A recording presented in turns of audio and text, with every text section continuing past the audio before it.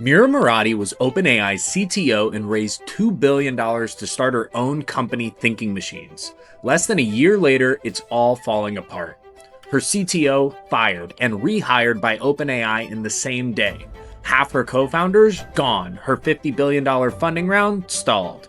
So how did Mira Murati go from the hottest seat in AI to running a company that's hemorrhaging cash and talent? The answer involves a workplace relationship, a secret demotion, and a confrontation that blew everything up.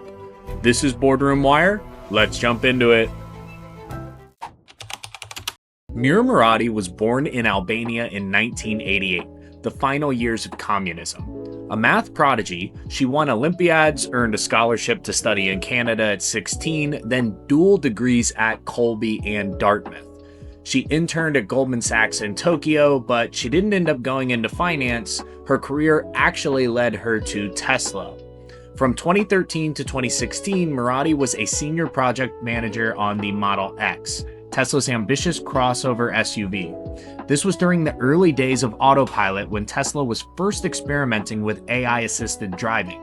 She wasn't just managing a car, she was managing one of the first mainstream applications of machine learning in consumer product. After Tesla, she joined Leap Motion, an augmented reality startup building hand-tracking technology. She became VP of Product and Engineering at a smaller stage company, but she was actually running the show. Then in 2018, she made the move that would define her career. She joined a small nonprofit called OpenAI. At the time, OpenAI wasn't the juggernaut it is today. It was a research lab with big ambitions and a handful of employees. Murati came in as a VP of Applied AI and Partnerships, a role that was focused on turning research into products. She was good at it. By 2020, she was promoted to Senior VP of Research, Product, and Partnership. By 2022, she was the CTO. And then ChatGPT launched. November 30th, 2022, the product Murati helped build became the fastest growing consumer application in history. ChatGPT reached 100 million users in 2 months, and suddenly everyone knew what OpenAI was. And Murati was at the center of it. She led the teams behind ChatGPT, DALL-E, Codex, and later on, Sora. She became one of the most visible faces in the AI boom, featured in Time's 100 Most Influential People in AI, Fortune's Most Powerful Women in Business, etc. She wasn't just OpenAI's CTO, she was the person who turned OpenAI from a research lab into a product company. Then came November 2023. OpenAI's board fired Sam Altman with no warning, no clear expectations, just a statement that he had not been consistently candid with the board. Murati was named interim CEO. For 3 days, she was running the most important AI company in the world. Then the board replaced her with Emmett Shear, the former Twitch CEO. But the chaos wasn't over. Over 500 OpenAI employees, including Murati, signed a letter threatening to quit if Altman wasn't reinstated. Microsoft even offered to hire the entire company.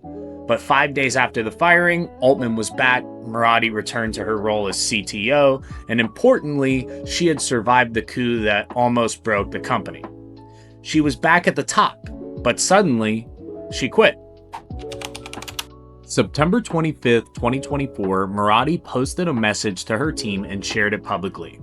There's never an ideal time to step away from a place one cherishes, yet this moment feels right. After 6.5 years, she was leaving OpenAI. She said she wanted time and space to do her own exploration. But she wasn't alone. The same day, 2 senior executives announced their departures. Bob McGrew, the Chief Research Officer, and Barrett Zoff, the VP of Research. Sam Altman said the timing was coordinated to allow for a smooth handover. Murati never publicly explained her reasons, but she absolutely took people with her. Zoff, McGrew as an advisor, others from the research team, and 5 months later, she would announce what she'd actually been building. In February 2025, Mira Murati launched Thinking Machine Labs. The pitch was ambitious. Build AI that's more collaborative, more customizable, and more aligned with individual needs. Not just another chatbot, a new approach to how humans and AI work together. The team she assembled was stacked. 6 co-founders, all from the top of the AI world, led by Murati as CEO. Beyond just the founders, she also recruited another 30 researchers and engineers, mostly from leading labs like OpenAI, Meta, and Mistral. This was the AI dream team, and investors took notice. Mark Zuckerberg reportedly tried to acquire the company before it even launched, and Murati said no. Then came the actual fundraise. In July 2025, Thinking Machines closed a $2 billion seed round at a $12 billion valuation. $2 billion, seed round, $12 billion valuation for a company that was 5 months old and had no product. The round was led by Andreessen Horowitz, with NVIDIA investing, AMD, Cisco, James Street, SL, even Albania's sovereign wealth fund put in $10 million. It was one of the largest seed rounds in Silicon Valley history, and Murati was in complete control. By October 2025, Thinking Machines launched its first product, Tinker. Tinker is a training API that lets developers fine-tune open-source AI models without managing the infrastructure themselves. It's useful, it's technically solid, but it's not a foundation model. It's not a ChatGPT competitor. It's a tool for developers who already know what they're doing. By November 2025, Thinking Machines was reportedly seeking a new funding round at a $50 billion valuation, 4 times what they just raised at months earlier. Investors started asking questions. What's actually changed? Where's the foundation model? Where's the product that justifies a $50 billion valuation? The answer was Tinker and promises. From the outside, Thinking Machines looked like a rocket ship, the biggest seed round ever, dream team, unlimited potential. But inside, something had already started going terribly wrong. Summer 2025, just as Thinking Machines was closing its massive funding round, Mira Murati discovered something about her CTO, Barrett Zoff. Zoff had an undisclosed romantic relationship with a junior colleague, someone he had personally recruited from OpenAI. When Murati confronted him, both Zoff and the colleague initially denied it. Eventually, they admitted the relationship was real and that it had started back at OpenAI before either of them joined Thinking Machines. The colleague left the company, went back to OpenAI, and Zoff took a leave of absence. When he came back, things got worse. July 2025, Zoff returned from his leave, but Murati had lost trust in him. She demoted him.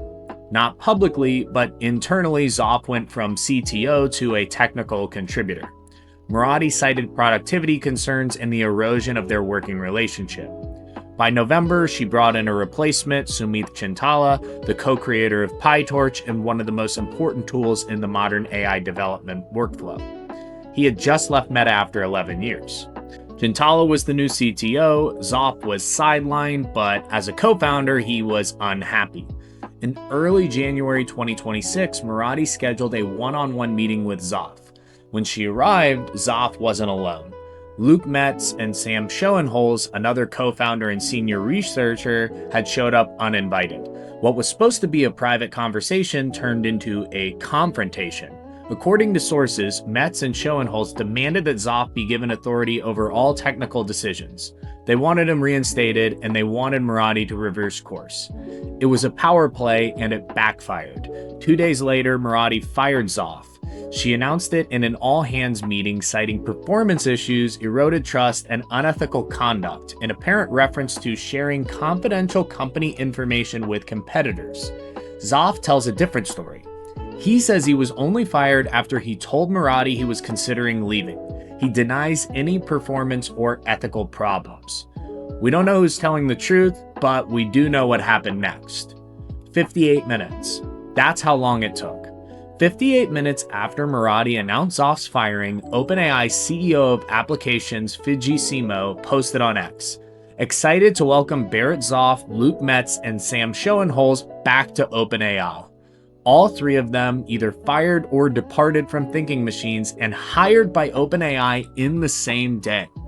Simo said the return had been in the works for several weeks. Rumors started swirling. Was Zoff a double agent? Had he been coordinating with OpenAI while still at Thinking Machines? Was the confrontation with Metz and Schoenholz planned? We don't have answers, but we have the result. 3 of Thinking Machine's 6 co-founders are now gone, half the team having left within 12 months of the company's founding, with reports that more employees are in talks to leave. The $50 billion funding round, status is unclear. The product, still just tinkered. The foundation model doesn't exist yet. So where do they go from here? Whether Thinking Machines survives depends on whether Murati can rebuild. Whether she can turn $2 billion and a dream into actual products. Because right now, she may have a $12 billion valuation, but all she has to show for it is one API product. And an AI, that's simply not enough. Thanks for watching. Like and subscribe for more strategic breakdowns on business and technology. This is Boardroom Wire. See you on the next one.